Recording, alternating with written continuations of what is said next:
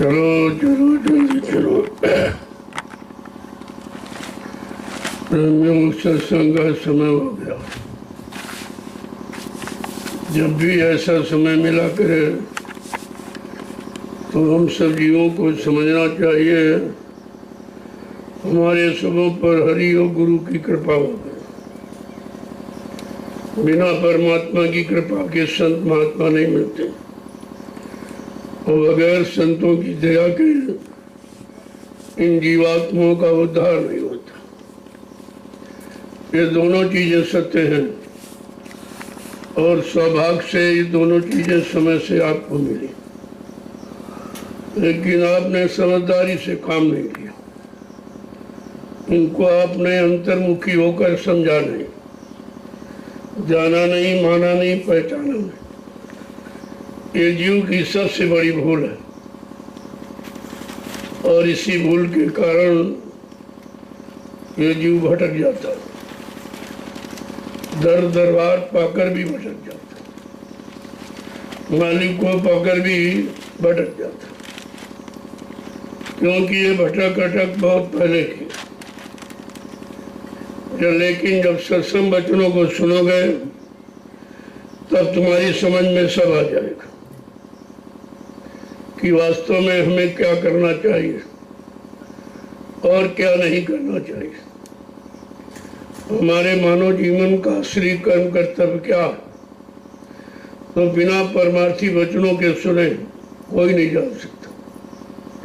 कितना भी कोई ज्ञानी विज्ञानी हो जाए, लेकिन परमार्थी वचनों को नहीं समझ सकता। जब उनके करीब जाओगे, उनके वचनों को सुनोगे, तो धीरे धीरे अपनी करनी से मिलान करोगे, तब तुम्हारी समझ में आएगा मैं कितना चला हूँ, कितना नहीं चला, वचनों को कितना पकड़ा हूँ कि नहीं पकड़ा, पकड़ करके उन वचनों का अपना आधार बनाया कि नहीं बनाया।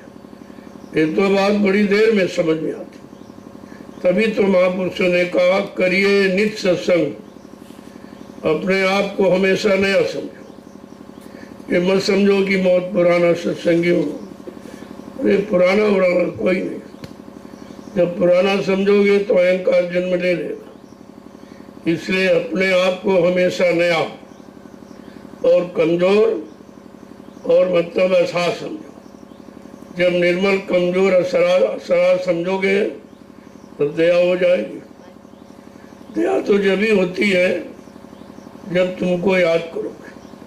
याद जब भी करोगे जब चारों तरफ से मुसीबतों से घिर जाओ। इसके पहले कोई याद नहीं करता, क्योंकि सब अपना अपना बल, अपनी अपनी बुद्धि लगाते रहते। और ये संत मत का रास्ता आपके बल बुद्धि से बहुत परे है। इसमें आपकी बुद्धि और बल काम नहीं करे। इसमें तो सदगुरु की दया और नाम का बल चाहिए। जब नाम का बल आधार मिल जाएगा तब चलने में बढ़ने में देर नहीं लगेगी। इसलिए वचनों को समझने का प्रयास करो कि वचन क्यों उच्चारण किए गए। अगर काल के वचनों से काम चल जाता, सबको लाभ मिल जाता, सबकी जीवात्मा जाग जाती, घर पहुंच जाती, तो फिर दयाल को आने की क्या जरूरत थी। और दयाल इन परमार्थी वचनों को क्यों सुनाते, क्यों फरमाते, क्यों आप पर जोर डालते। तो धीरे धीरे जब समझोगे तब समझ में आए। सुनोगे तो नहीं, समझोगे तब। सुनी हुई बात तो आप भूल जाते हो, क्योंकि याद नहीं रहती आप। लेकिन जिसको एक बार समझ लोगे फिर वो भूल नहीं सकते आप। तो वचनों को समझने की जरूरत है कि आखिरकार ये वचन हमारे लिए क्यों उच्चारण किया गया, हमारे पर इसका जोर क्यों डाला जा रहा, हमें वचनों की तरफ आकर्षित क्यों किया जा रहा, वचनों को करने के लिए आदेश और हुक्म क्यों दिया जा रहा। जब ये सब सुनोगे धीरे धीरे और फिर अपने अंदर उनको जगह दोगे तो ये सब समझ में आ जाए। जब तक वचनों को जगह नहीं दोगे तब तक आपकी समझ में नहीं आएगा, क्योंकि तुमने तमाम काल के वचनों को जगह दे रखी, उन्हीं वचनों को प्राथमिकता भी दे रखी और उन्हीं वचनों को अपना आधार मान बैठे हो। ये जीव की सबसे बड़ी कमजोरी है।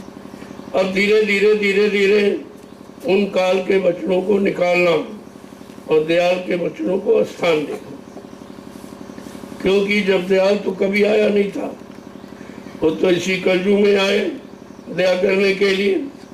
तो जब कभी नहीं आए थे, उनका कोई इतिहास नहीं था, उनकी कोई जानकारी नहीं थी, उनसे क्या लाभ लिया जाता है, वो कौन सा लाभ देने आते हैं, ये तो कहीं लिखा पड़ी थी नहीं, तो जीव बेचारा समझ नहीं पाया। लेकिन जब आमने सामने रूबरू फेस टू फेस जब सुनोगे, तब आपकी समझ में जल्दी आएगा। कोई चीज सामने जब आधार बन के खड़ी हो जाती तो समझ में जल्दी आती। और अगर इधर उधर रहे, केवल वर्णन किया जाए, केवल कल्पना की जाए, वो तुम्हें लाभ नहीं देगी। लाभ तो आमने सामने रूबरू फेस टू फेस जब बात आपके सामने आएगी, तब तुमको लाभ देगी। तो इसलिए एक एक वचन को ऐसे संभाल के रखो जैसे लोग दुनियावी संपत्ति सामान को संभाल के रखते हैं, क्योंकि ये संभाल आपके काम आएगी, ये संभाल आपको संभालेगी। और बाकी जो बच्चों की संभाल आपने की है, उससे आज तक तो आपकी कोई संभाल नहीं, न मन की संभाल होगी, न बुद्धि की संभाल हुई, न चित्त की संभाल, कोई तो संभाल आपकी नहीं हुई, क्योंकि वो वचन संभाल के नहीं थे।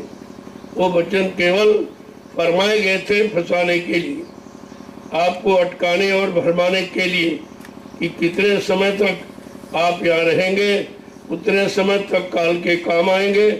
काल की पूजा करोगे तो काल से कुछ न कुछ आपको मिलता रहेगा, लेकिन वो मिलना फंसाने के लिए है, निकालने के लिए नहीं। अगर आपको निकलना है, निकलने की बात समझ में आ जाए और फंसने की बात भी समझ में आ जाए कि हमको किसने फंसाया और किस किस में फंसाया और कौन निकालेगा, कौन किससे निकालेगा, निकाल के ले जाएगा, ये दोनों स्थितियां जब तुम्हारी समझ में आएगी, तब तुम निकलने की बात समझ सकते हो। सुनने से नहीं निकलेगा कोई, ना पढ़ने पढ़ाने से निकलेगा, वो तो करने कराने से निकलो। तो संत मत की करनी ही अलग है, वो निकलने की करनी है और काल मत की करनी फंसाने की। तो संत मत की करनी के लिए क्या कहा संतों ने, कि भाई किस करनी से आप निकलोगे और किस करनी को करके आप फंसे हो, ये दोनों जानकारी देंगे। जब दोनों जानकारियों की आप तुलना करोगे और समझदारी के साथ, तो आपको समझ में आ जाएगा कि हमें निकलना चाहिए कि हमें फंस के ही रहना चाहिए। तो धीरे धीरे धीरे धीरे कोई काम करने लोगों के, जब काम वो तुम्हारे अभ्यास में आ जाएगा, चाहे कोई चिंतन हो, चाहे कोई मतलब यानी करनी हो, जब करने लगोगे तो धीरे धीरे वो तुम्हारे अभ्यास में परिवर्तित हो जाएगी। और जब अभ्यास में आ जाएगी तब धोखा नहीं देगा, क्योंकि जो काम करके आप देख लो उसके बारे में तो जानकारी होती है। और जो नहीं किया है, केवल सुना पढ़ा है, तो उससे सुनने पढ़ने से करने का लाभ थोड़ी मिलेगा, वो तो करने का लाभ करने के बाद ही मिलता है। तो संत मत की करनी बड़ी न्यारी है। करनी करो मार मन डालो, बिल्कुल उल्टा, काल की करनी से एकदम उल्टी करनी है। करनी करो मार मन डालो, इंद्रिय भोग विसारो, इतना काम करो तुम अब की, तब आगे की सतगुरु जाओ। जब इतना कर लोगे तब तुम्हें सतगुरु की बात समझ में आएगी कि हमारा आगा क्या है, पीछा क्या। हम पीछे चलते रहे, उसको आगा समझते रहे। जब आगे चलोगे तो पीछे का भी ज्ञान हो जाएगा और आगे का भी ज्ञान हो जाएगा, और दोनों को का लाभ आपकी समझ में आ जाएगा। इसलिए थोड़ा बच्चों को सुनो, उनकी पहचान क्या है, बाहर में क्या पहचान है और अंदर में क्या पहचान। जिसको बहिर्मुखी अंतर्मुखी कहते हो, वो तुमको बाहर में भी समझना पड़ेगा, क्योंकि अभी आप बाहर मुखी हो। बाहर ही तुमको दिखाया, सुनाया, समझाया, कराया गया, और अंतर्मुखी तो आपको बनाया ही नहीं गया। ना अंतर्मुखी कोई साधना बताई गई, अंतर्मुखी में क्या करना है, अंतर्मुख को कैसे मोड़ना है और कैसे वो काम करना जिससे हमें छुटकारा मिल जाए। तो ये सब चीजें समझने की। बिना सत्संग के तो कोई नहीं समझ, बिना सत्संग के, बिना सदगुरु के ये बात समझ में नहीं आई। सत्संग भी चाहिए और सदगुरु भी चाहिए, यानी कराने वाला भी चाहिए और करने क्या किया जाए वो जानकारी भी चाहिए। जब दोनों चीजें तुम्हारे साथ हो जाएंगी तो पाने में और चलने में, पहुंचने में सहूलियत हो जाए। इसलिए दोनों चाहिए, संत चाहिए यानी सदगुरु भी चाहिए और उसकी सीख भी चाहिए यानी सत्संग भी चाहिए। जब सत्संग और सदगुरु दोनों बातें समझ में आ जाएंगी तब कहीं तुम्हारे काम के की शुरुआत होगी, यानी बनने की शुरुआत होगी। जय गुरुदेव, जय गुरुदेव, जय गुरुदेव, जय गुरुदेव। नाम किसका, जय गुरुदेव। नाम किसका, जय गुरुदेव। नाम किसका, प्रभु का प्यारा नाम। आज दयाल बाग में लघु सत्संग में सम्मिलित होने वाले समस्त सत्संगी प्रेमी जनों, बड़े सौभाग्य से अवसर मिलता है। ये श्रवण और भात पक्ष ये साधना के बदले, इनमें साधना की जाती है। इनमें लोग शुभ कर्म करते थे, अच्छा खान पान करते थे। जो बुरा खान पान करने वाले वो भी श्रावण के महीने में व्रत करते थे, लेकिन वो कुछ दिनों के लिए करते थे और ये भी नहीं समझ पाए जितने दिन किया उसका लाभ क्या मिला। अगर ये लाभ की बात समझ में आ जाए तो फिर वो जीवन भर करते रहते, लेकिन वो किया और भूल गए, किया और भूल गए। इसलिए श्रावण का महीना श्रवण यानी सुनना, संत वाणी को सुनना, संत वचनों को सुनना और धीरे धीरे अपने जीवन पर अमल करना, तब तो ये श्रावण के महीने का अर्थ मालूम हो जाए। इसीलिए तमाम तरह के व्रत ये सब कराए गए, लेकिन व्रत का मतलब नहीं बताया। व्रत माने संकल्प होता है। व्रत माने कि ये नहीं खाएं, ये नहीं खाएं, ये कुछ उसे खाने पीने से उसका कोई संबंध नहीं। व्रत माने संकल्प, क्या अच्छा है, क्या बुरा है, क्या पाप है, क्या पुण्य है, क्या शुभ है, क्या अशुभ है, कौन माँ बहन बेटी बहन है, ये सब जानकारी संत महापुरुषों के वचनों की सुनने की। जगह जगह महात्मा इन वचनों को सुनाते थे, लोग शामिल शरीक होकर उन वचनों को सुनते थे और धीरे धीरे धीरे अपने जीवन में उतारने की कोशिश करते थे, तो उनको वचन के सुनने का लाभ मिलता। सुनने का मतलब ये नहीं सुनो और भूल जाओ, सुनो और भूल जाओ। श्रवण का मतलब यही है। अब ये श्रवण जो बहिर्मुखी आपको बताया जाता, ये तो बाहर के कान सुन लेते, लेकिन अंतर्मुखी श्रवण क्या है? अंतर्मुखी क्या सुनना है? वो आवाज किधर से आ रही, वो वचन किधर से आ रहे, वो शब्द किधर से आ रहे। जब ये आपकी समझ में आ जाएगा तब तुम अंतर्मुखी वचनों को सुनने का प्रयास करो।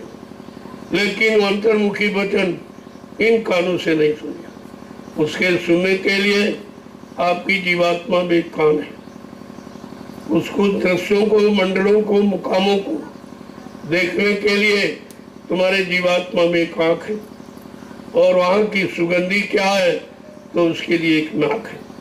ये दोनों चीजें में आप तीनों में फंसे, और तीनों की जानकारी जो बाहर में सुन के फंस गए और अंदर में सुनने लो तो निकल जाओगे। निकलना और फंसना जब दोनों समझ में आते आएंगे तब कहीं तुम कुछ कुछ जान सकते हो, बहुत थोड़ा थोड़ा, पूरा तो नहीं जान सकते हो लेकिन कुछ कुछ जान जाओ। जब कुछ जान जाओगे तो ज्यादा जानने की कोशिश करोगे। जब उस जानकारी और उस जानकारी में कोई अंतर करना सीखो, कि जो पहले जनाया बताया गया, अब ये जो महापुरुष बताते जनाते, इसमें कितना अंतर है, लाभ में अंतर कितना। वो लाभ टिकाऊ नहीं, ये लाभ टिकाऊ। वो तो सुना और भूल गए और किया और फंस गए, लेकिन ये लाभ सुनोगे तो भूलोगे नहीं और फंसोगे नहीं। बिल्कुल एकदम अपोजिट है, उल्टा। तो कहने का मतलब ये है कि जब तक बच्चों को नहीं सुनोगे तो आप कैसे बच पाओगे कि हम फंस रहे हैं, कि हम निकल रहे हैं। फंसने का कारण क्या और निकलने का कारण क्या, फंसने का आधार क्या, निकलने का आधार क्या, ये सब जानकारी बिना वचनों के सुने नहीं मिली। इसलिए महापुरुषों ने कहा कि सत्संग तो तुमको हर पल घड़ी मिलना चाहिए, क्योंकि यहाँ इतना जीव बिगड़ गया उसको संभलने के लिए, क्योंकि ये भारी बीमारी है। जब भारी बीमारी हो जाती तो डोज भी बढ़ाया जाता और डोज का समय भी बढ़ाया जाता कि कितनी बार लेना है, कितना कितना ले। इसी तरह से जब बच्चों का डोज समझ में आ जाए तो धीरे धीरे आपकी बीमारी विषयों की, भोगों की, मतलब यानी धीरे धीरे धीरे कम हो जाएगी। खत्म तो नहीं होगी, कम हो जाएगी। और जब कम हो जाएगी तो एक न एक दिन खत्म भी हो जाएगी। पहले कम करना सीखो। तुम एक बार की चाहते हो खत्म हो जाए, खत्म, ऐसा कहाँ हो सकता। कितने युगों से, कितने जन्मों से फंसे पड़े, वो एक बार में कैसे, यानी मतलब समझ में आ जाए, कैसे तुम अलग हो जाओगे। लेकिन जब अलग होना आपने शुरू कर दिया तो एक न एक दिन जरूर अब अलग हो गए, फिर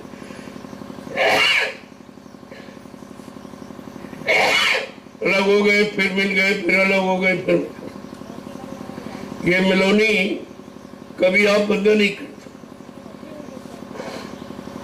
मिलावट कभी मूल तत्व की जानकारी नहीं दे सकती, चाहे जिस तरफ की मिलावट।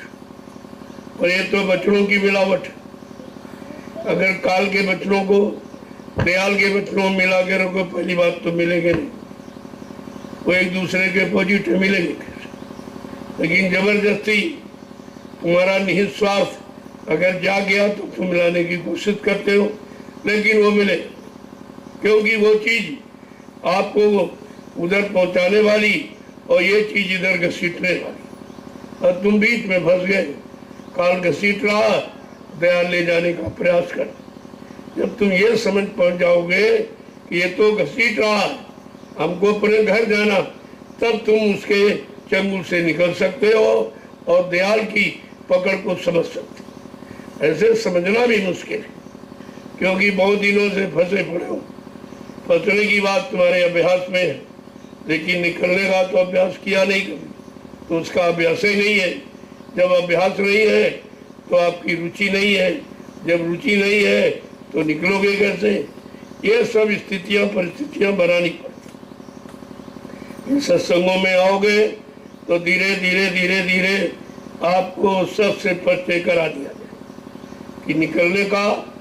और जब फंसने की बात बताई जाएगी कि भाई तुम कहाँ कहाँ फंसे हो, अब तुम कैसे कैसे निकलोगे, और जब तक निकलोगे नहीं तब तक घर पहुँचोगे नहीं। अगर घर पहुँचने की बात समझ में आ जाए और ये समझ में आ जाए कि ये हमारा घर नहीं है, ये तो हमको काल माया ने फंसा लिया, हमारा घर तो कहीं और है, और जब घर की जानकारी हो जाएगी तब आपके अंदर बेचैनी होगी कि नहीं, हमको अपने घर पहुंचना चाहिए, हम तो बहुत दिनों से फंसे। चलो एक मौका मिल रहा है, एक जानकारी मिल रही है अपने घर जाने की, तो धीरे धीरे धीरे धीरे आप प्रयास करना शुरू करो। ये प्रयास और अभ्यास तुम्हारे काम आने वाला। और तुम जितना प्रयास इधर करते हो, अगर उससे 1% कहीं उधर करने लो तो धीरे धीरे निकल जाओगे आप। अभी तो अभ्यास फंसने फंसाने का करो, और लोग ज्यादा फंसने का अभ्यास करें कि अगर एक मकान हो गया कहते नहीं भाई 2 होने चाहिए, 2 हो गए कहते नहीं 3 होने चाहिए। तुमको कितनी जगह चाहिए सोने के लिए? 1 चारपाई, तो 3 मकानों में क्या करो? यही संचय की अज्ञानता तुम्हें निकलने नहीं देती। अरे जो जरूरत है उसके लिए तो मना नहीं किया जाता कि जरूरत पर आप प्रयोग करो, लेकिन अनावश्यक प्रयोग करो। और ये अनावश्यक शब्द जब तक जुड़ा रहेगा तब तक आप जरूरत की बात नहीं समझ। अनावश्यक को समझना है, समझ के इसको निकालना, अलग करना है, तब आपकी समझ में आएगा कि हमें जरूरत किसकी है और कितनी है। इस शरीर की जरूरत कब तक, जब तक शरीर में जानकारी मिली कि शरीर रहेगा भी नहीं, तभी तो ये शब्द आया कि भाई ये हमेशा नहीं रहेगा, ये कुछ महीने दिन के लिए आपको मिला है।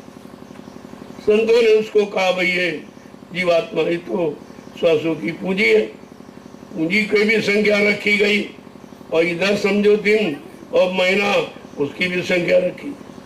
अब दोनों को आपको समझना है और समझ कर ये समझना है कि हम अपनी किस पूंजी को संभाल के रखें। जैसे संसार में पूंजी संभाल के रखते हैं वो धनी मानी कहे जाते, और जिन्होंने खर्च कर दी वो गरीब कहे जाते।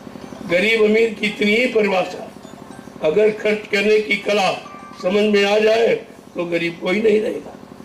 तो यहाँ आप आमदनी के साधन तो बनाए हो, लेकिन खर्च करने की कला किसी कमाना तो सबको मालूम, सब कमाते ही, लेकिन खर्च करना कोई कोई समझ पाता, और वो भी खर्च अनावश्यक, जरूरत पर।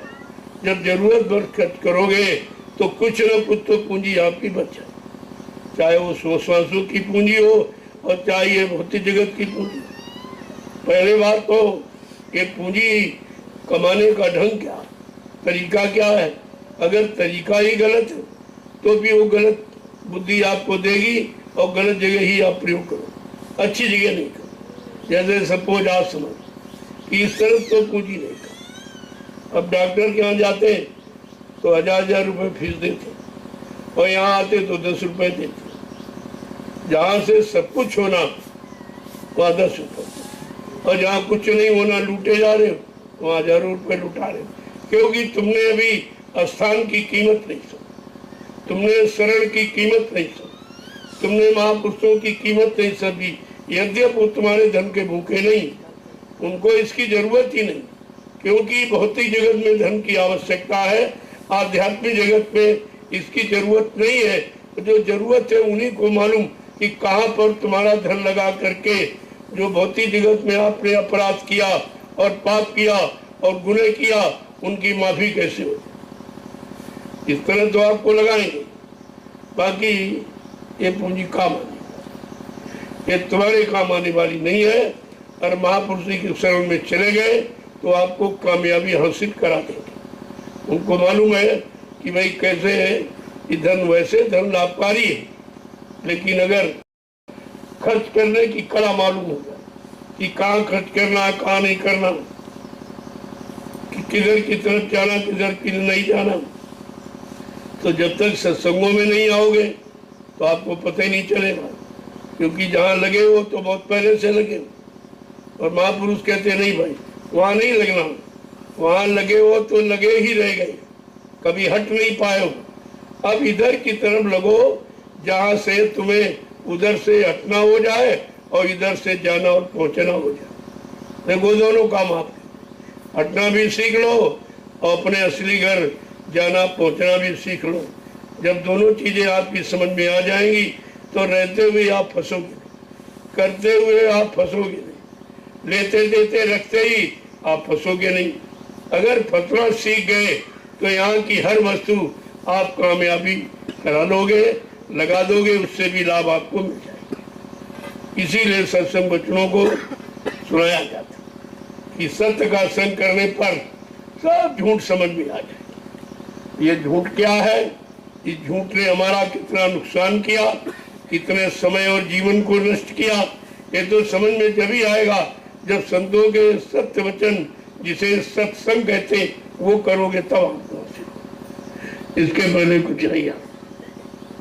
तो कहा ये करेगा कौन, कहा ये गुरु करेगा और कोई नहीं करेगा। गुरु का मतलब चेतन ज्ञान करेगा। गुरु कोई हाड़ मांस का पुतला नहीं है, वो तो आधार है, क्योंकि हाड़ मांस के पुतले में तुम्हारी जीवात्मा बैठी। जीवात्मा के कल्याण के लिए उनको हाड़ मांस का शरीर लेके आना पड़ा। नहीं आप समझ नहीं पाते, और कोई शरीर धारण कर ले तो आप बोली भाषा नहीं समझ पाओ। अगर कोई शरीर न धारण करे और बोले तो आपको कोई भूत प्रेत आ गया। वो तो तुम्हारी सहूलियत समझ के लिए ये मानव तन धारण किया, बाकी इसका कोई मतलब नहीं।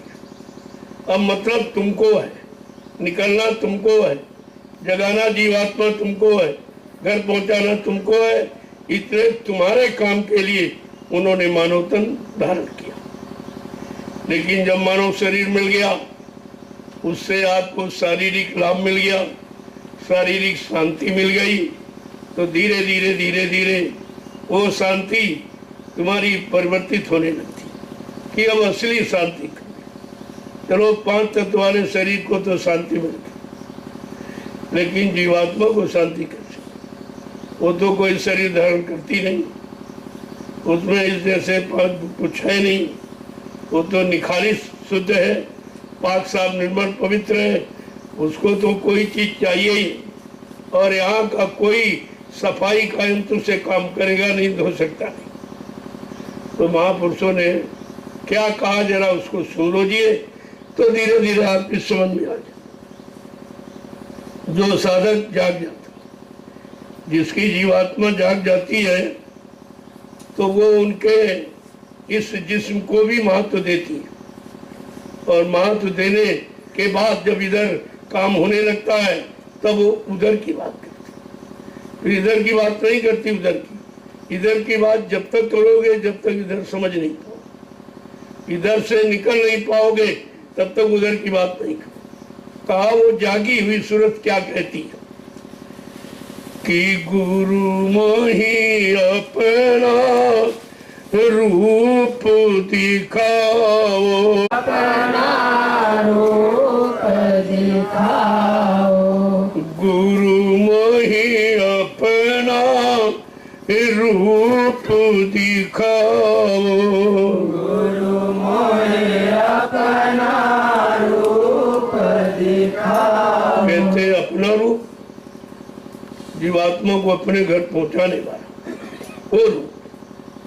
ये तो रूप आपने दिखाया तो यानी काल माया की जड़ता से निकलने का, ये जगाने का और वो घर पहुंचाने का, आप दोनों रूप दिखा दीजिए। तो पहले इस रूप की तो महिमा समझो। ये रूप किस लिए धारण किया गया, इस रूप का मतलब क्या है, और ये रूप कहाँ तक तुम्हारा काम करेगा, सब बता रहे खोलकर कि ये तो रूप धरा तुम सरगुण, ये तो रूप धरा तुम सरगुण, ये तो रूप धरा तुम सरगुण, ये तो रूप धरा तुम सरगुण, सोई अब दर्शाओ, सोई अब दर्शाओ, जीव उतार कराओ, जीव उद्धार कराओ, गुरु मोहि अपना रूप दिखाओ। गुरु मोहे अपना रूप दिखाओ।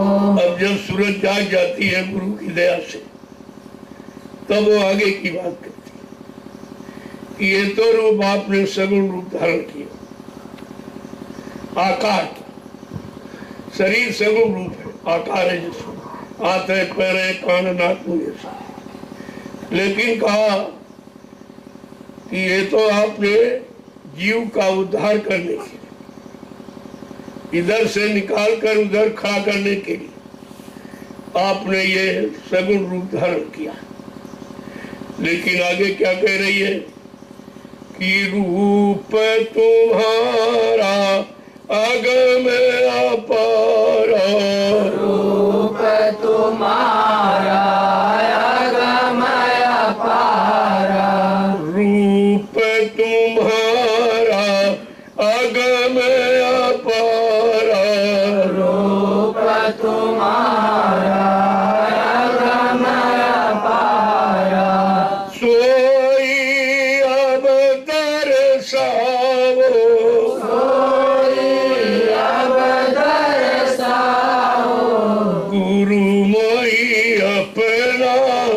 रूप दिखाओ। गुरु मोहे अपना रूप दिखाओ। तुम्हारा श्री रूप अगम अपार, जिसकी कोई महिमा नहीं है, कोई गणना गिनती, कोई यहाँ मिसाल और उदाहरण नहीं है। वो अगम रूप है, अगम देश पहुंचाने वाला। वो तुम्हारा अलख रूप, अनाम रूप, जो हर मंडल मुकाम पर पहुंचाने वाला है। अब वो रूप दिखाओ कि सोई अब दर्शाओ। अब उस रूप का दर्श करा दो, यानी वो रूप दिखा दो, और दिख करके मैं अपने घर को जाने के लिए तैयार हो जाऊं। जब तक आप रूप नहीं दिखाओगे तो जाने का आधार हम कैसे समझोगे। देखो, एक ही बात अपनी दुख की कह रही है कि देखूं रूप मगन है बैठूं। देखो रूप मगन होए बैठूं। देखूं रूप मगन है बैठूं। देखो रूप मगन होए बैठूं। अभय दान दिलवाओ। अभय दान दिलवाओ। गुरु मोहि अपना रूप दिखाओ। गुरु मोहे अपना रूप दिखाओ। आज जिस दिन वो रूप मिल जाएगा, असली प्रसन्नता होगी, असली खुशी होगी। क्योंकि ये रूप की तो खुशी है ही कि अगर ये न होता तो वो कैसे मिला था। दोनों की महिमा है, लेकिन वो अगर मिल जाए तो हमेशा की खुशी। घर पहुंचने के बाद फिर कोई लालसा, कोई इच्छा, कोई ख्वाहिश, कोई तमन्ना मुराद नहीं रहती। तो क्या कह रहे हैं? अभय दान दे। जो भय है, यहाँ इस रूप को देखकर भी भय, शंकाएं तमाम तरह की कि पता नहीं ले जाएंगी, नहीं ले जाएंगे, बीच में छोड़ देंगे, क्या मौज हो जाएगी। क्योंकि यहाँ तो मौज बदलती रहती है और उस रूप में कोई मौज नहीं, वो एक ही मौज है, घर पहुँचाने की। इसलिए कहती है अभय दान दे। ये जो भय और शंका बीच में आ गई आपके प्रति, ये खत्म, ये शंका ना रहे। क्योंकि पंचभौतिक शरीर में शंका है कि तरह तरह की लीला होते, तरह तरह की व्यवस्था, तो व्यवस्था लीला देख के जीव भ्रमित हो जाता कि अभी ये कहते थे, अभी ये क्यों कर रहे हैं और इसकी क्या जरूरत। यानी मतलब उससे मालूम तो है नहीं, ये सब तुम्हारे लिए करते। जो भी हो रहा सब जीव की, वो अपने लिए कुछ करते नहीं कि वो अपना, उनका कोई काम, उनका अपना काम यही है कि तुम्हारी जीवात्मा जग जाए, घर पहुंचे। और वो कर्म जो आपने इकट्ठे किया ज्ञानता में, उनकी आपको यानी धीरे धीरे रिहाई हो जाए, छुट्टी हो जाए, माफी मिल जाए। तो ये माफी दिलाने के लिए कितना झंझट करना पड़ा। ये काम, ये काम, ये सेवा, वो सेवा, ये जमीन, वो जमीन, ये मतलब यानी ये तरह तरह की जो व्यवस्था ये की जा रही, ये व्यवस्था आपके किए गए संचित कर्मों की अदायगी की, इसलिए किया जाए। वैसे इसकी जरूरत नहीं है, सीधी जीवात्मा को जगा के घर पहुंचा दे, लेकिन ऐसे तो जाएगी भी नहीं, क्योंकि उसको कभी ऐसा रास्ता मिला नहीं, ऐसा कोई साथी यहाँ आया नहीं, तो उसको तो शंका हो रही कि पता नहीं कोई नहीं ले गया तो ये कैसे ले जाए। जब यहाँ ले जाने का विधान ही नहीं, न ऋषि मुनि ले गए, न योगी योगेश्वर, न मतलब यानी ब्रह्मचारी, और ना ही कोई अवतारी शक्तियाँ कोई लेके नहीं गई, तो ये कहते हम लेके जाएंगे। तो अचानक कोई बात ऐसी आ जाती है तो शंका पैदा कि पता नहीं कह रहे ले जाए कि नहीं ले जाए, या हम जाने के लायक है कि नहीं है। तमाम तरह की शंकाएं जन्म ले लेती। लेकिन जब इसीलिए कह रही इधर तो मालूम हो गया, लेकिन हमको अभय दान मिला। जो भय पैदा, जो शंका पैदा हो रही, वो खत्म कर। आगे क्या कह रहे हैं कि ये भी रूप प्यारा मोको, ये भी रूप प्यारा मोको।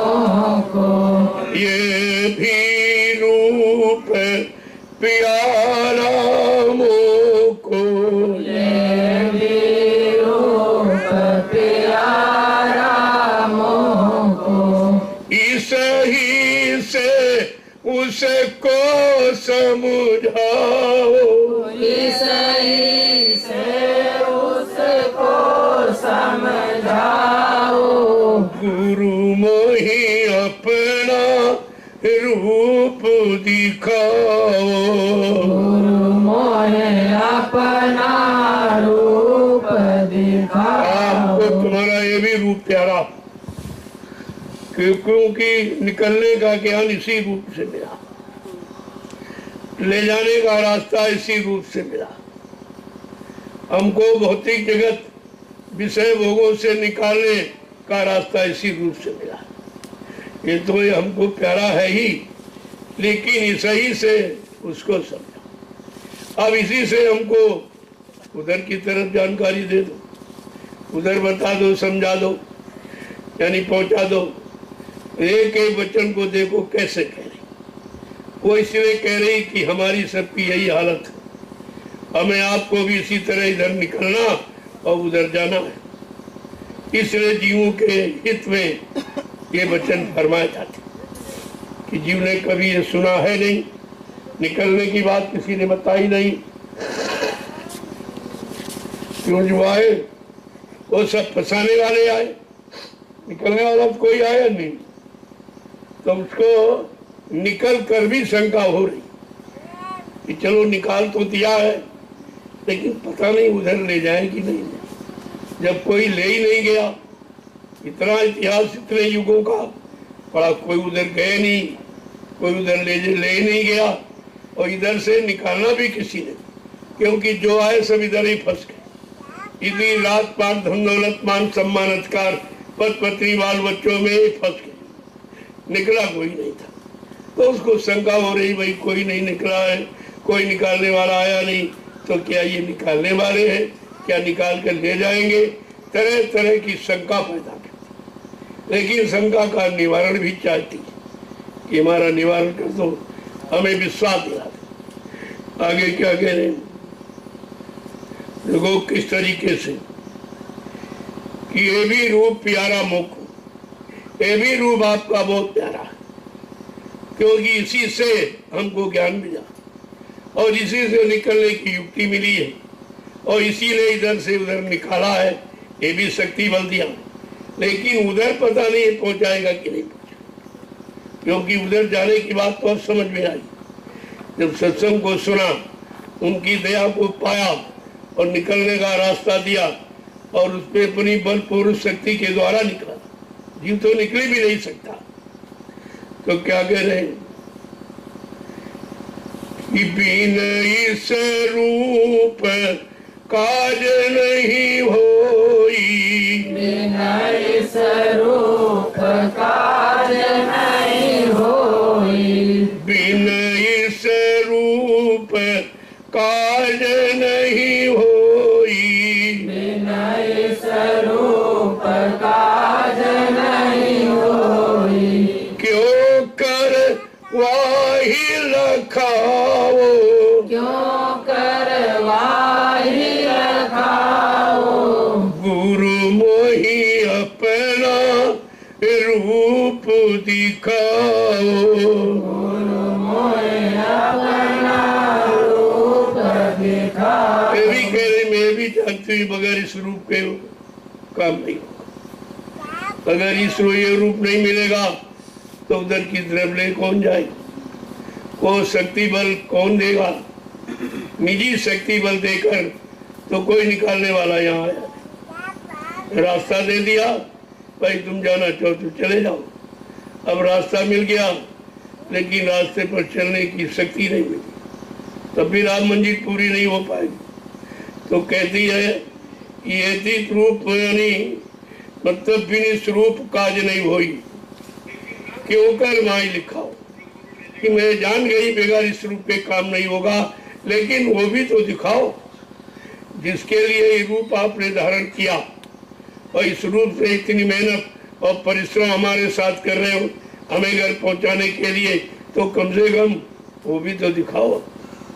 आगे क्या कह रही है कि ताते महिमा बारिश की, ताते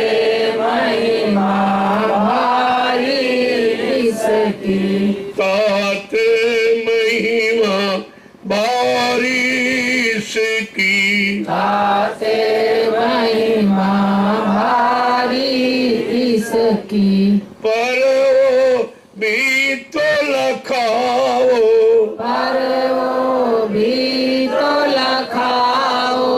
गुरु मोई अपना रूप दिखाओ।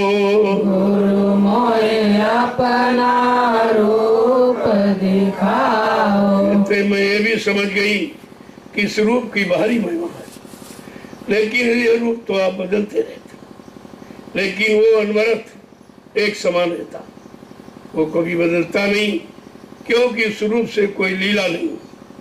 जिस रूप से लीला होती है वो रूप बदलता रहता, कभी ये किया, कभी वो किया, कभी उधर ले गए, कभी इधर ले गए। ऐसे ले आने और ले जाने में ही कितने कर्म झड़ जाते, कितने कर्म कट जाते। अब जीव को बेचारे को तो मालूम नहीं कि हमारे साथ कैसी दया की जाए, लेकिन क्या कह क्या रही थी बात को। वो तो रूप सदा तुम धारो, वो तो रूप सदा तुम धारो। वो तो रूप सदा तुम धारो, वो तो रूप सदा तुम धारो। या से जीव जगाओ, प्यासे जीव जगाओ।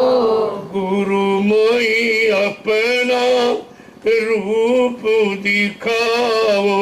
गुरु मोए अपना रूप दिखाओ। वो रूप तो तुम हमेशा एक समान धारण रखते हो और ये आप बदलते रहते हो, तो हमें ये सब देखकर शंका भी होती है, कहीं उसमें भी तो बदलाव नहीं कर देंगे, तो जब बदल दोगे तो भ्रम हो जाएगा।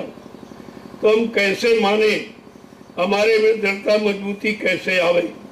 देखो सब तरह से प्रश्न करती, आगे क्या है कि वो ये भी भेद सुना मैं तुमसे, ये भी भेद सुना मैं तुमसे। ये भी भेद सुना मैं तुमसे, ये भी भेद सुना मैं तुमसे। सूरत साध मार्ग नित गाओ, सूरत शब्द मार्ग नित गाओ। गुरु मोई अपना रूप दिखाओ।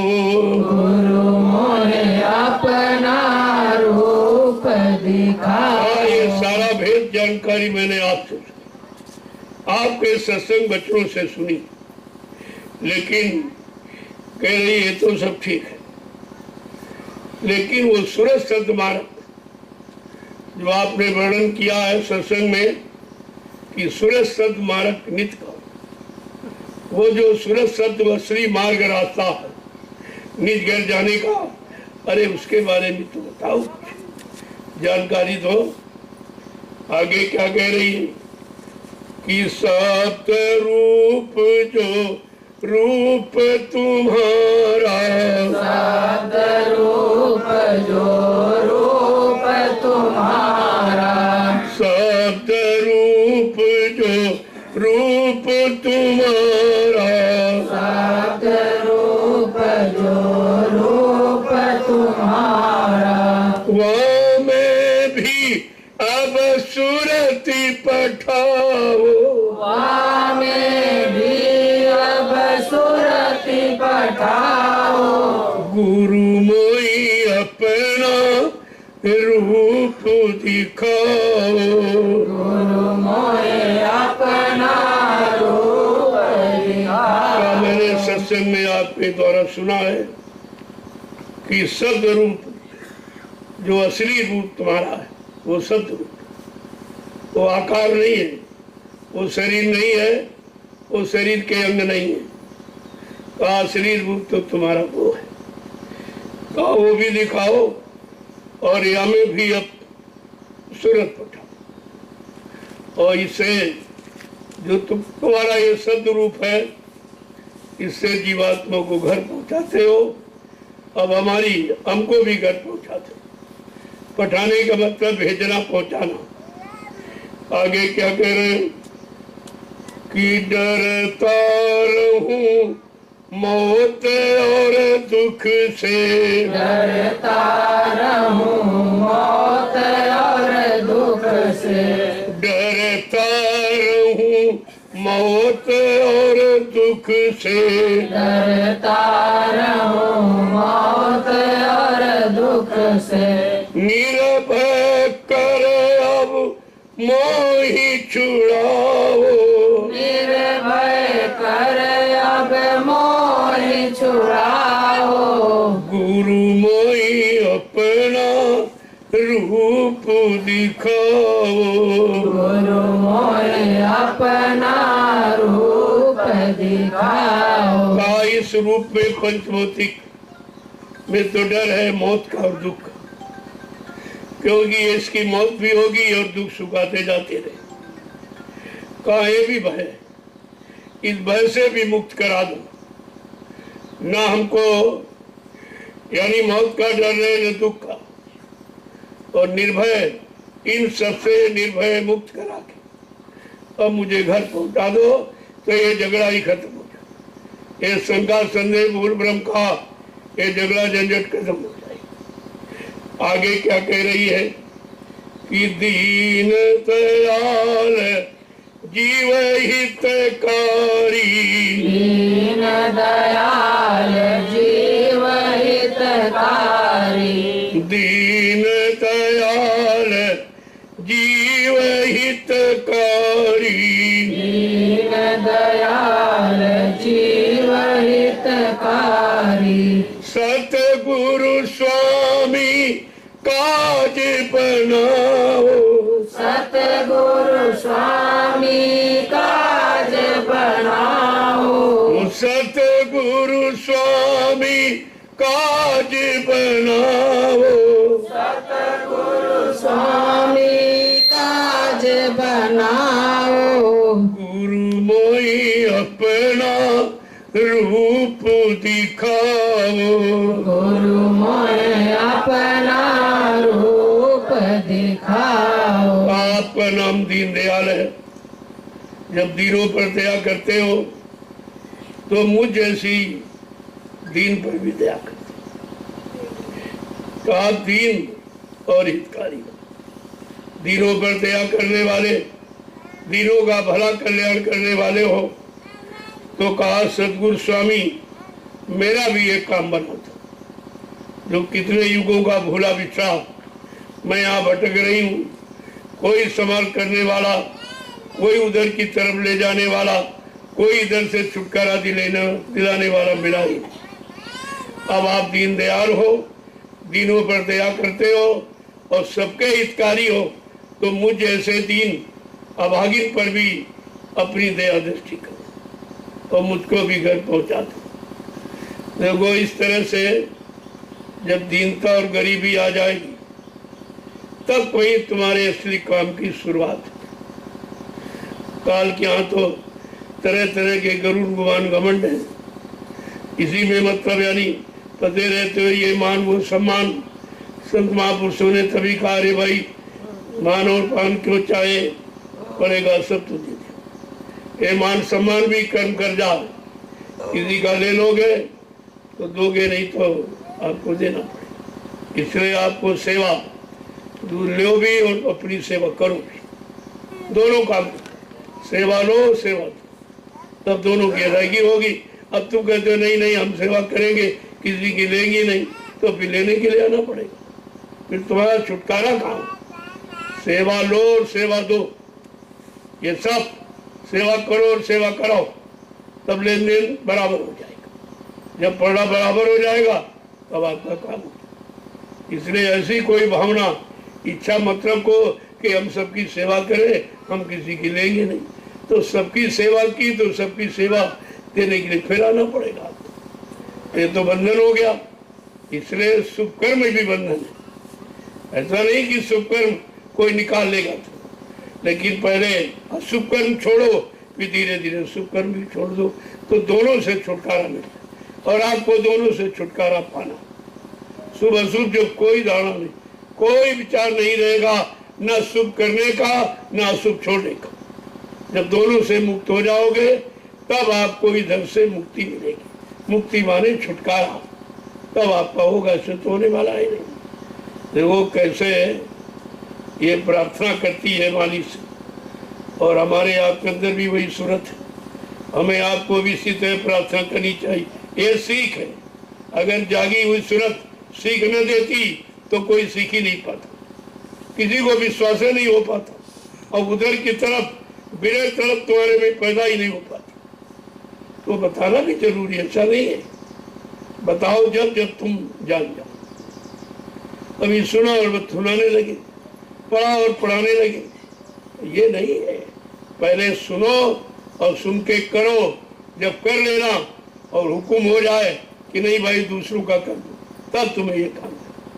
अपनी इच्छा से जहाँ करोगे वहाँ कर्म तैयार हो जाए, फिर उसका भोग तैयार हो जाएगा।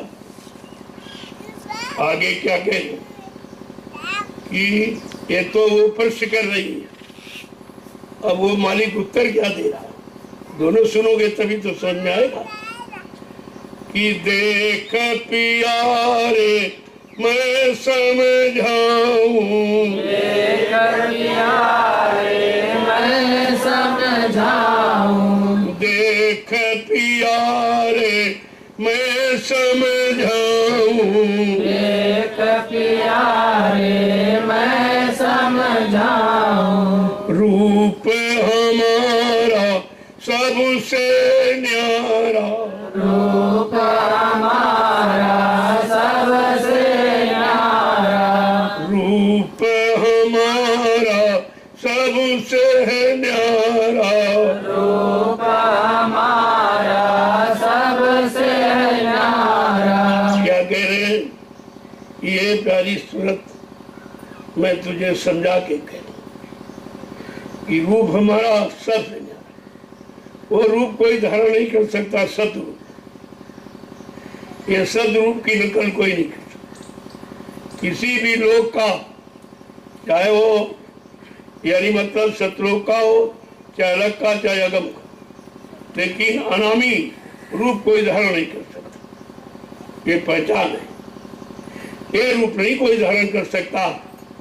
और किसी मंडल मुकाम में बैठे तो सब हैं, लेकिन वो भी मेरा रूप धारण नहीं कर सकते, उनका रूप अलग है, और ये रूप सबसे न्यारा है, यानी अनोखा। आगे क्या कह रहे? वो तो रूप लखे नहीं कोई, वो तो रूप लखे नहीं कोई, वो तो रूप लखे नहीं कोई, वो तो रूप लखे नहीं कोई, जब लगते हूँ न मैं सहारा, जब लग देऊ न मैं सहारा, वो मेरा असली रूप कोई लख नहीं सकता जब तक मैं सहारा नहीं। वो अपने आप नहीं लग सकता, अपने आप नहीं जा सकता, अपने आप नहीं समझ सकता जब तक मैं सहारा नहीं। ये भी खोल दिया, ये बगैर सहारे के आप उस रूप को नहीं पा सकते, ताकि कोई बीच में गड़बड़ी न पैदा करे, कोई नकली आके खड़ा हो जाए। जैसे बहुत लोग नकली खड़े हो गए, कहते हम ये हैं, हम वो है, हमारा ये जन्म, हमारा वो जन्म, हमारा उसी तारीख का जन्म कि जिसके लिए महापुरुष ने परिवर्तन की बात कही है, ये सब झूठा मान सम्मान पाने के लिए। लेकिन तुम छिपोगे कैसे? तुम छिप नहीं सकते हो, असली रूप से तुम्हारी बराबरी नहीं हो सकती। आगे क्या कह रहे? जब तक मैं सहारा नहीं दूंगा उस रूप को न कोई समझ सकता, न उस रूप को कोई पा सकता, न उस रूप को पकड़कर यानी उस रूप में कोई विश्वासी कर सकता और पकड़ कर अपने घर जा सकता। आगे क्या कह रहे कि करनी करो मार मन डालो, करनी करो मार मन डालो, करनी करो मार मन डालो, करनी करो मार मन डालो, इंद्री रोक द्वारा, इंद्री लोक द्वारा, देख प्यारे मैं समझाऊं, एक प्यारे मैं समझाऊं, रूप हमारा सबसे न्यारा, रूप हमारा सबसे न्यारा, यही बताएंगे कौन सी करनी करो तो रूप को पकड़ पाओगे, समझ पाओगे और घर जा पाओगे। ये तो शरीर की करनी तो आप जान गए, ये शरीर इंद्रियों वाली करनी करके आप फंस गए। अब उस करनी को करो जिससे निकलो। इंद्री रोक द्वारा, इंद्री घाटों पर गंदा क्षणिक रस लेकर ये मन फंस गया। अब उन इंद्रियों के द्वारों को रोकना। अब गंदा क्षणिक आपको नहीं लेना है, तो अमृत रस सद रस पीना।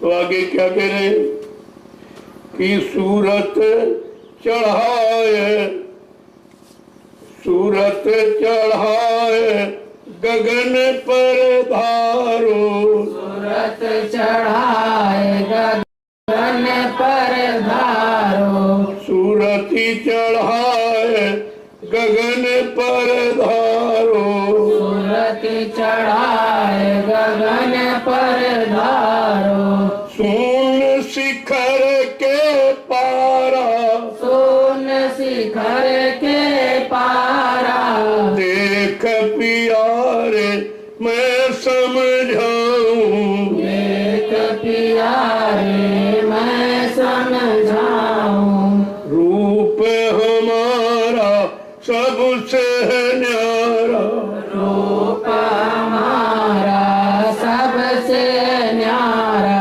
वो करनी करो जिससे जीवात्मा सत्य को पकड़े और अपने घर की तरफ चले। अब मन ने विषय भोगों को पकड़ा तो फंस गया। अब सूरत को शब्द पकड़ाओ तो घर चली जाए। मन को भी घसीट के ले जाएगी। जब मन उसके घेरे में पहुंचेगा, उसकी सीमा क्षेत्र में, तो उसको भी घसीट के ले जाएगी। आगे क्या कह रहे हैं कि सत्पुरुष का रूप दिखाऊं, सत्पुरुष का रूप दिखाऊं, सत्पुरुष का रूप दिखाऊं, सत्पुरुष का रूप दिखाऊं, अलख अगम दर्शारा, अलख अगम दर्शारा, देख प्यारे मैं समझाऊं, एक प्यारे मैं समझाऊं, रूप हमारा सबसे न्यारा, रूप हमारा सबसे न्यारा। आज जब सूरज सत्य को पकड़ लेगी और ऊपर की तरफ चलेगी तो सत्पुरुष का दर्शन होगा, तब सत्पुरुष का दर्शन मिलेगा। क्या कह रही है महापुरुष? क्या कह रहे हैं कि सत्पुरुष का रूप दिखाऊं और अलग अगम दर्शा, अलग अगम के उस पार है वो सत्यलोक में नहीं है। सत्यलोक अलग अगम के उस पार अनामधीश, वहां पर अनामी महापुरुष बैठे, का उनसे मिलाऊंगा, सबका दर्शन दीदार, अलग पुरुष का, अलग पुरुष का, अगम पुरुष का और अनाम पुरुष का, इन सब का दर्शन मिलेगा। क्या कह रहे कि ताके आगे सतगुरु स्वामी ताके आगे सतगुरु स्वामी ताके आगे सतगुरु स्वामी ताके आगे सतगुरु स्वामी वो निज रूप हमारा वो निज रूप हमारा वो निज रूप हमारा वो निज रूप हमारा देख प्यारे मैं समझाऊं एक प्यारे मैं समझाऊं वो रूप हमारा सबसे न्यारा रूप हमारा सबसे न्यारा इन सब पे आगे सतगुरु स्वामी जो अनामी धाम में बैठे हैं का वो मेरा सिंह है। इनमें भी मिलता जुलता लेकिन असली रूप तो वो सब चीज बताएंगे। सतलोक में भी है, अलग लोक में, अगम लोक में, लेकिन असली रूप अगम अनामी अनामी धाम।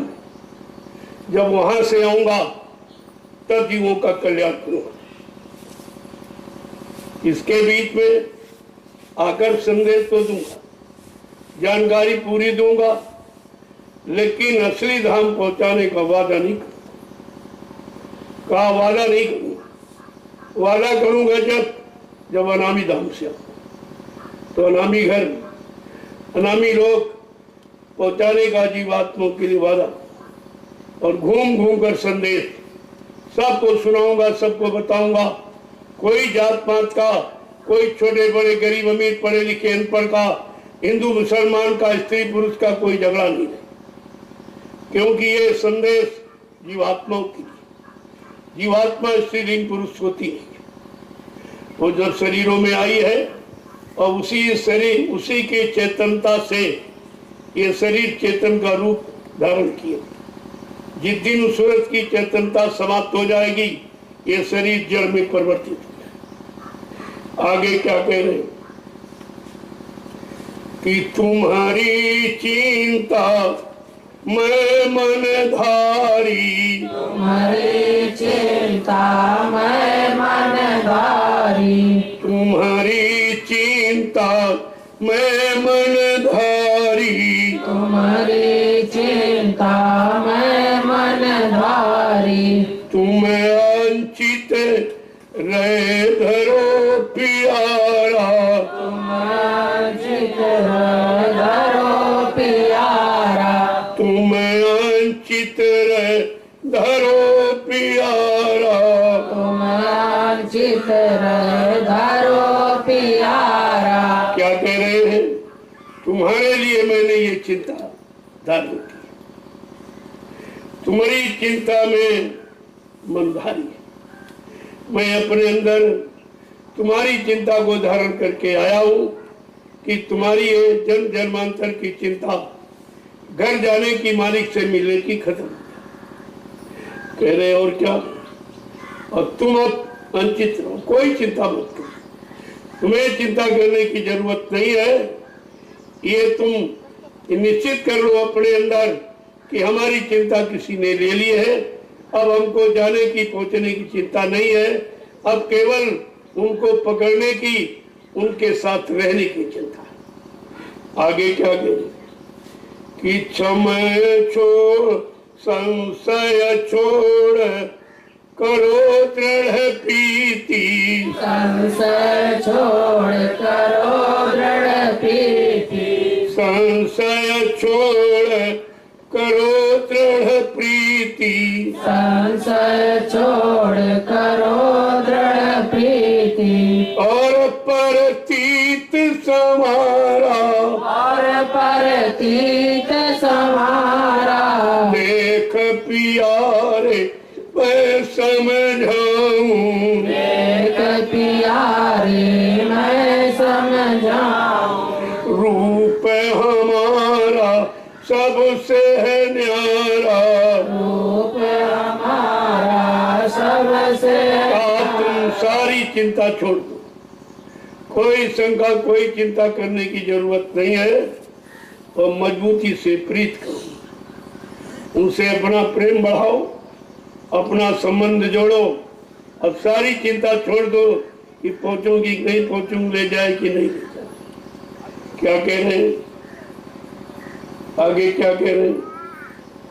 ये करनी में आप कराऊं, ये करनी मैं आप कराऊं, ये करनी में आप कराऊं, ये करनी मैं आप कराऊं, और पहुंचाऊं धुर दरबारा, और पहुँचाऊं दूर दरबारा, और पहुंचाऊं धुर दरबारा।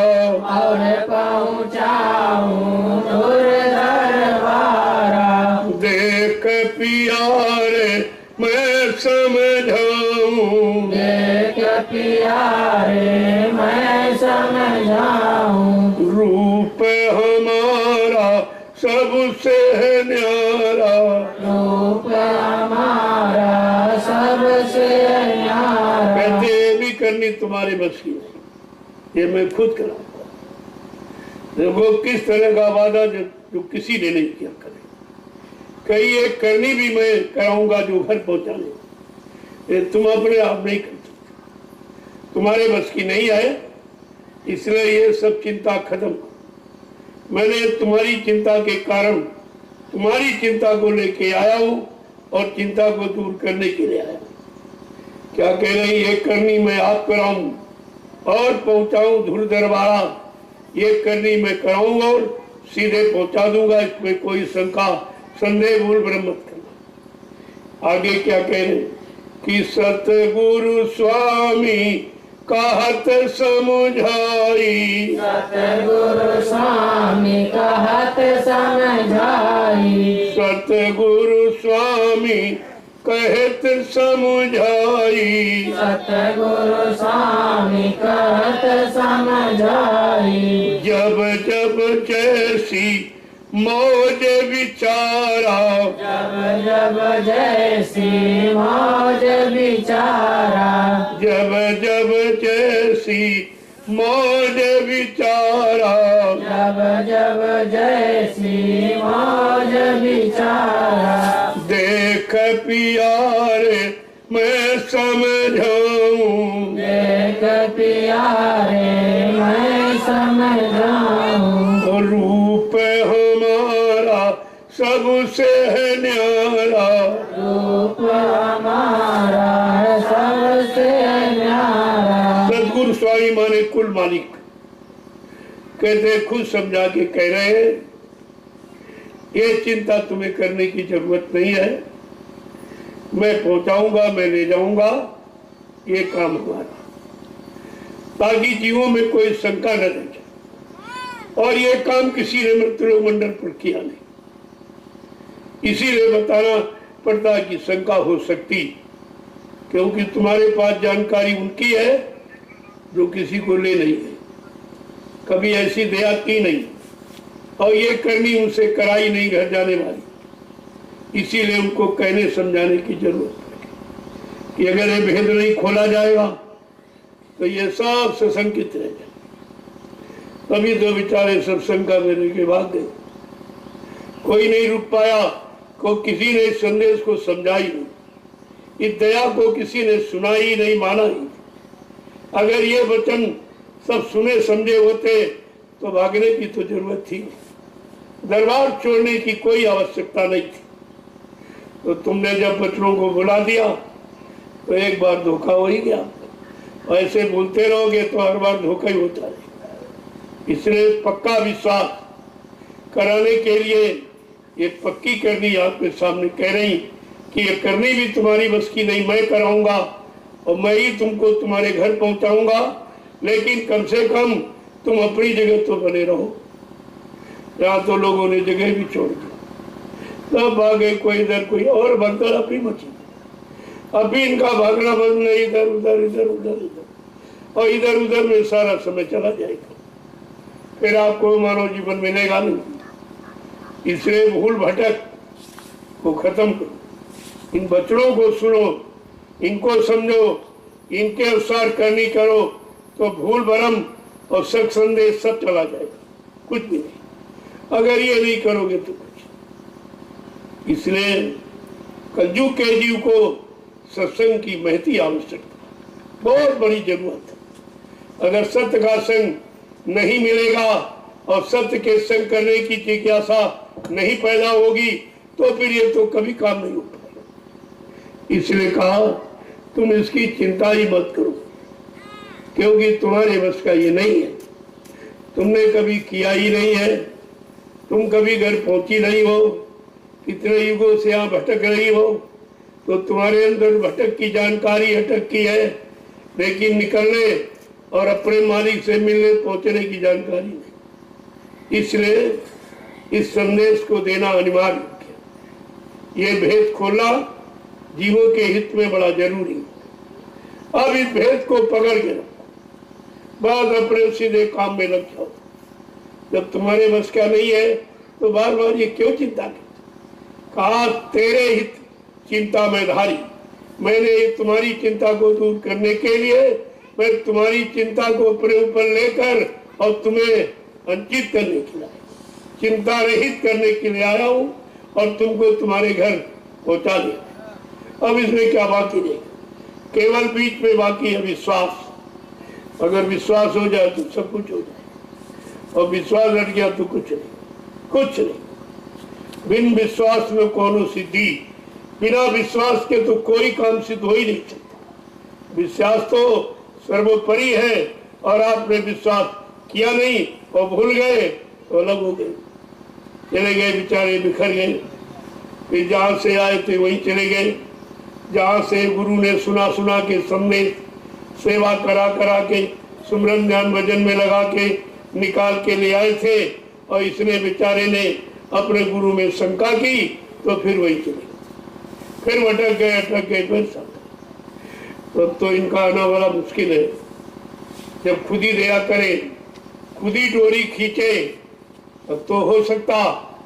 क्यों के वश की बात नहीं है, क्यों के वश की बात है भागना और शंका संदेह भूल भ्रम करना, ये उसकी वश की बात, यही वो करता है और यही तुम कर सकते हो, और यही करनी तुम्हारे लिए धोखे का कारण बन जाती। जय गुरुदेव, जय गुरुदेव, जय गुरुदेव। नाम किसका? प्रभु का। जय गुरुदेव। नाम किसका? प्रभु का। प्रभु का प्यारा नाम। जय गुरुदेव। अब आप लोग खड़े हो, सुनने से ज्यादा पकड़ने की जरूरत है, और पकड़ करके विश्वास करके खड़े होने की, और खड़े होकर चलने की जरूरत। ये नहीं खड़े रहे एक जगह, खड़े रहने से मंजिल थोड़ी तय हो जाएगी, वो तो आपको चलना पड़ेगा, और वो भी एक एक कदम पर विश्वास करके। जब चलोगे तो ये अनोखी मंजिल है जो तय हो जाए। किसी ने इस मंजिल का जाने का, पहुंचाने का वादा किया। मंजिल की जानकारी तो सभी संतों ने दी, लोगों की जानकारी सभी संतों ने दी, सतलोक से लेकर अलख अगम अनाम तक की जानकारी दी, लेकिन अनामी धाम से कोई महापुरुष इधर नहीं आया जो जीवात्माओं को अपने घर पहुंचा था। ले गए सत्यलोक तक, और सत्यलोक तक आवागमन है, उन्हीं को फिर काम करने के लिए भेज दिया गया। जाओ, तो आते जाते रहते हैं वहां से काम के लिए, लेकिन पूर्ण विश्राम नहीं मिला। यानी पूर्ण शांति जब मिलेगी जब अपने घर जाओ। बिना घर जाए किसी को शांति नहीं। या आप आए हो तो आपको मालूम है कि भाई 18 तारीख हम रहेंगे, इसके बाद तुरंत आपके अंदर घर की चिंता हो, चलो चलो चलो घर, चलो घर, चलो घर, चलो। क्योंकि इन दिनों में आपने असली घर की जानकारी ले ही नहीं। सुनते रहे, बोलते रहे, सुनते रहे, बोलते रहे, और जहाँ के लिए सुनाया गया फिर वही जाने लगे। अरे वहां तो तुम पहले ही फंसे थे, अब क्या जाने से वहां निकल जाओगे और बढ़ जाओगे, और ज्यादा फंसोगे कि 8-10 दिन बाहर रहा, अब यहाँ ज्यादा काम करूंगा, अब ये घाटा पूरा करूंगा, ये यानी पूरी करूंगा। तो यानी मतलब सीखने की जगह वो फंसने की बात लेके घर गई और ज्यादा फंस गए। तो कहने का मतलब जब तक खेत के सत्संग नहीं सुनोगे तो सत्संग भी असर नहीं करेगा, ऐसे असर नहीं करेगा। जब वचन ठहरेंगे तो तुमको ठहराएंगे, तुमको रोकेंगे भगने से, तुम्हें विश्राम देंगे, लेकिन जब तक वचनों को जगह नहीं दोगे तब तक कुछ होने वाला। जय गुरुदेव, जय गुरुदेव, जय गुरुदेव, जय गुरुदेव, जय गुरुदेव। नाम किसका? प्रभु का, प्रभु का प्यारा नाम। जय गुरुदेव, जोर से बोलो, सब मिल बोलो, बोलना होगा, अभी से बोलो, दुख दर्द हरेंगे, सब कष्ट मिटेंगे, सुख शांति भी देंगे, सबके दाता, सबके मालिक, प्रेम से बोले, ये नाम नहीं इंसान का, ये काम नहीं इंसान का। ये नाम बार बार आपको जानकारी दे रहा है कि जितने नाम आज तक इस मंडल पर आए, जो काम किसी ने नहीं किया, जो वादा पूरा किसी ने नहीं किया, वो ये नाम है। इसलिए जानकारी दी। जितने मंडल मुकाम से नाम आए यहाँ, उनके कार्य करने की सीमा निश्चित थी, वो सीमित थी, ये असीमित है। यही बात तो आपको समझनी है। उनसे कुछ गिने चुने लोगों का काम हुआ, कुछ गिने चुने लोगों को लाभ दिया। सतयुग के हरि नाम ने प्रहलाद ध्रुव को उनका काम किया, उनको लाभ दिया, और त्रेता के राम नाम में केवल विभीषण को यानी लाभ दिया, और सुग्रीव को राजपाट धन दौलत का लाभ दिया, और द्वापर के नाम ने गोपिकाओं ग्वाल बालों को लाभ। लेकिन ये लाभ, ये नाम सबको लाभ, सारी सृष्टि को लाभ देने वाला ऐसा नाम इस भूमंडल पर कभी नहीं आया। यही महिमा आपको समझनी चाहिए, और इस नाम को अनवरत 24 घंटे लगातार कंटिन्यूस याद करना चाहिए। ये तुम्हारे जीव से उतरना नहीं चाहिए, ये जीवा पर इसको अंकित करो, बिठा लो, चलते फिरते उठते बैठते काम करते नाम ना बिसरे। अगर नाम नहीं बोलेगा तो काम हो जाएगा, तब आपका काम है। कहते नहीं इसको बुलाना नहीं है, ये बुलाने वाला नाम नहीं है, ये कुछ ही चंद लोगों का इतिहास बनाने वाला नाम नहीं, ये कलयुग का इतिहास बनाने, कलयुग के समस्त जीवों का इतिहास बनाने वाला। ये सब जानकारी रखनी चाहिए। जय गुरुदेव। अब आप लोग चलिए, उधर आपकी सेवा है वो जरूर करो। ये किए हुए कर्मों, ये पाप कर्मों की अदायगी उधर से, ताकि तुम्हारा भजन बच जाए। ये भजन को बचाने के लिए ये रास्ता खोला गया कि सेवा करके पाप कर्मों को अपना उतार लो और भजन तुम्हारा बच जाए। जो भी आप 1 मिनट 10 मिनट 20 मिनट जो भी करते हो वो आपका सुरक्षित हो जाए, इसलिए ये सेवा रखी गई। सत्संग वचन सुनकर सेवा के भाव पैदा करो, और सेवा करके अपने पिछले पाप कर्मों को उतारो, ताकि तुम्हारा भजन सुरक्षित बन जाए। जय गुरुदेव। अब ये संदेश जब जाएगा आज का, एकदम चकाचौंध, सबकी आंखें खुल जाएंगी, कान खुल जाएंगे कि असली काम क्या है, और हम सबको क्या करना चाहिए, तब गुरु की महिमा, उनके नर रूप की, उनके सद रूप की, दोनों की महिमा समझ में आ जाएगी। तब कहीं गुरु से प्रेम होता है, ऐसे नहीं होता। जय गुरुदेव। देखो 5 दिवसीय जो आध्यात्मिक संदेश का समय रखा, उसमें राष्ट्र हित में भी और उसमें समाज देश हित में भी और उसमें जीवात्माओं की, ये मिला जुला संदेश आपको मिलेगा। उसका समय 5 दिन, 12 तारीख से कि 13 से, 14 से 18, 14 से 18, हाँ 14 से 18, हाँ 14 लगाकर 5 दिन उसको सुनिए और तब तक सेवा कर लीजिए मौका मिल गया। जब ज्यादा लोग आ जाएंगे तो सेवा भी आपको नहीं मिलेगी, क्योंकि वो आएंगे, उनको बहुत जरूरी होगी। उस समय आपको नहीं, उनको करना, ताकि सबको लाभ मिले। जब प्रेमी आ जाए, भीड़ हो जाए, जो लोग यहाँ परमानेंट रह रहे हैं या कर रहे हैं, उनको सेवा नहीं करिए, उनको सेवा करने का मौका दीजिए, ताकि सबका काम हो सके। और उस समय तुम भीड़ कर ले तो तुमको उस समय दर्शन में भी भीड़ नहीं बढ़ानी चाहिए। तुम तो रोजी कर रहे हो, रोजी प्रसाद ले रहे हो, उन बेचारों को प्रसाद भी नहीं मिल पाता न दर्शन में। ये उनके वास्ते 5 दिवसीय ये कार्यक्रम रखा है। जय गुरुदेव। अब आप धीरे धीरे चलिए, ये मौका मिल गया, इसका लाभ उठा लो। जो कोई सेवा बाकी हो जानकारी दे दो। और मिट्टी सेवा वो 5 वो बता दिया गया है कहाँ से मिट्टी उठेगी और कहाँ पड़ेगी उसी समय। नहीं तुम अभी सेवा शुरुआत करके काम ही खत्म कर दो।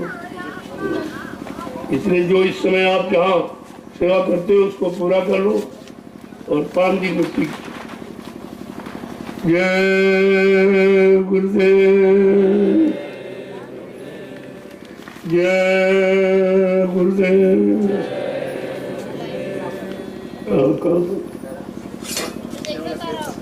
हाँ भंडारा के पीछे जो खेत आपने लिया अपनी गाड़ी कमाई से, उसकी सफाई करो, क्योंकि वहां पर लोग भंडारा लगा देंगे। वैसे हम तो गए पहले वो खतौनी ले लो और उसको बुला लो जिसका खेत दिया, उसके सामने खड़ा करके जरीब तुम्हारे यहाँ रखी है, अपनी जमीन की नाप करो, अपना नाप निकालो। तुमको किसी की जरूरत नहीं है, अपनी संभाल के रखो, क्योंकि उस जमीन से कुछ काम होगा और दूसरे की ले लो तो उनका काम हो जाएगा, तुम्हारा नुकसान हो जाएगा। उनको अपनी जमीन को मतलब यानी कवर करना है और वहां से पड़ी मेन डालो, तो उन दोनों को बुला लो ताकि उनको कोई शंका ना हो कि भाई हमारी जमीन ले ली। यहाँ जमीन लेने आया नहीं गया, यहाँ जमीन पर काम करने के लिए। बात तुम समझी नहीं पाती। जमीन तुम बहुत दिनों से लिए बैठे हो, क्या किया? कुछ नहीं किया। ना भौतिक सुख मिला और अध्यात्म तो जानते ही नहीं। ये तो आध्यात्मिक सुख देने के लिए इस भूमि पर आया गया है कि भाई जो सुख सबको मिला नहीं है अब सबको मिल जाए, सबका काम।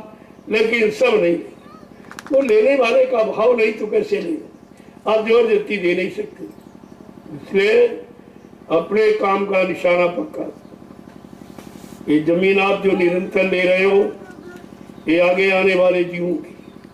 आप जब तक रहेंगे तब तक तुम तो अपना काम करोगे ही, लेकिन तुम्हारे जाने के बाद ये जमीन तुमको लाभ बराबर देती रहेगी। ये इतना बड़ा ये लाभ इसमें छिपा हुआ, इसलिए आपको ऐसे काम में आपकी गाड़ी कमाई लगाई जाती कि तुम्हारे साथ चले।